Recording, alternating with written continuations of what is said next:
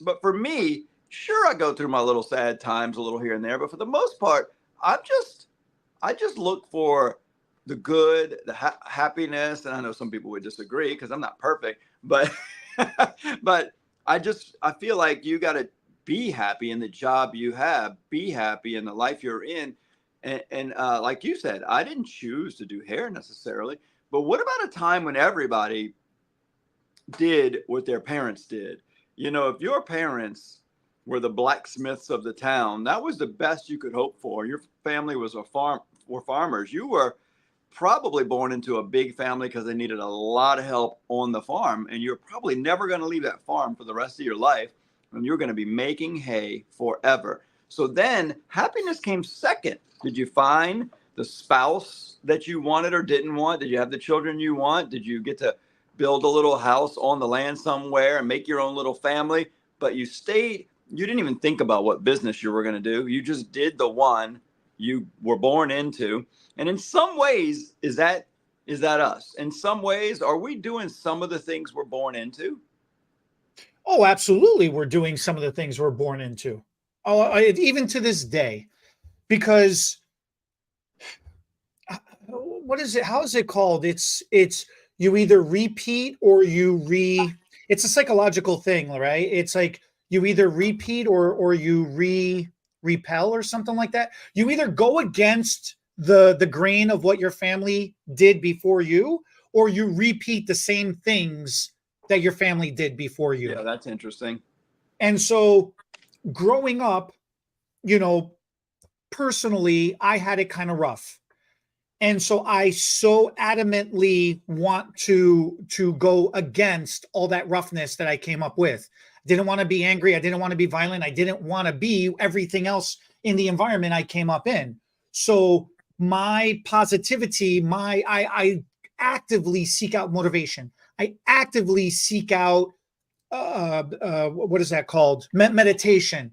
I actively seek out reading and knowledge and puzzles and why. I want to deconstruct everything to understand why the hell I'm thinking the way I'm thinking or why I'm doing what I'm doing because I don't want to do it. I want to do the complete opposite, right?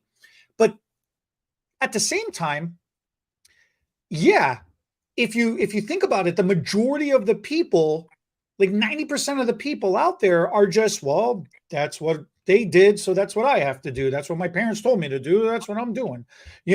Happy wife, happy life. And I Yeah. hate that expression. I really hate that expression. There are so many dudes out there that are just swallowing a bunch of crap for the sake of compromise rather than, like you said, every relationship should be its own individual thing and everybody should be happy and content within what they've got. But this idea of comparison, you went to Jamaica, now I have to talk crap about you because I can't go to Jamaica, or I have to try to go to Jamaica and I have to go into the double all inclusive to one up your all Right. inclusive you Right. know like, it's stupid. In my opinion, I think that's dumb. I don't agree with that, but I think that's what brings a lot of that negativity, which turns into misery or contempt, and that's what holds people back from having that balance in their life. That's good. That's good. You know, my earliest lesson in that was a stupid, simple little growing tomato plants. My Okay. grandpa, my grandpa would take a few tomato seeds. I don't know if he bought the little pack for, like, back then it's probably like 25, 50 cents because they're $1 to $3 now. So for a few cents, he bought a pack of seeds. He'd put them in the bucket.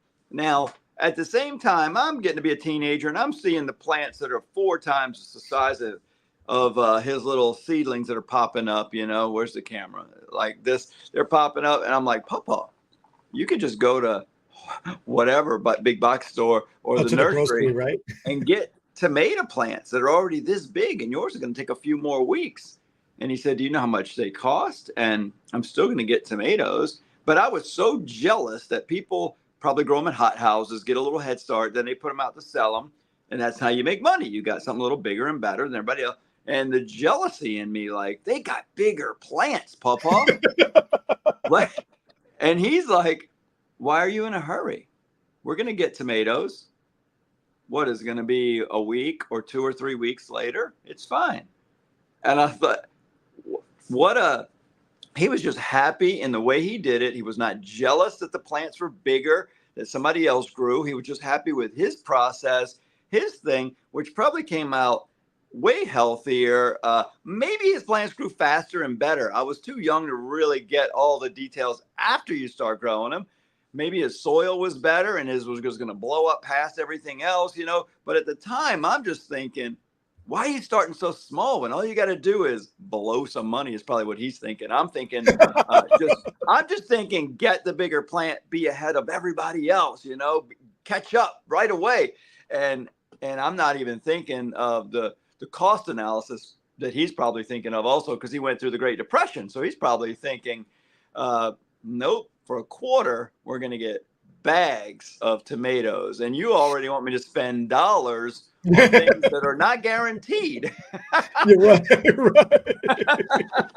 And I thought, God, it took me that's lesson. I was so young. That lesson stuck with me for so long that it's okay to start a little slower and smaller.